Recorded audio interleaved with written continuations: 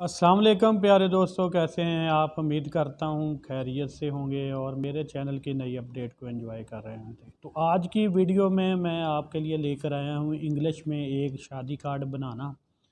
इसमें तमाम डिटेल आपको मिल जाएगी। शादी कार्ड मैं बिल्कुल आपके सामने रेडी करूँगा और सबसे मज़ेदारी की बात ये कि ये शादी कार्ड आपको CDR फाइल में प्रोवाइड कर दिया जाएगा, जिसका लिंक डिस्क्रिप्शन बॉक्स में मौजूद होगा।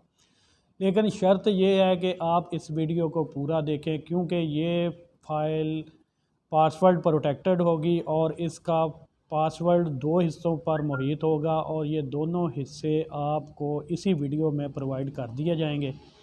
तो चलते हैं जी, वक्त ज़ाया किए बिना अपनी वीडियो की तरफ।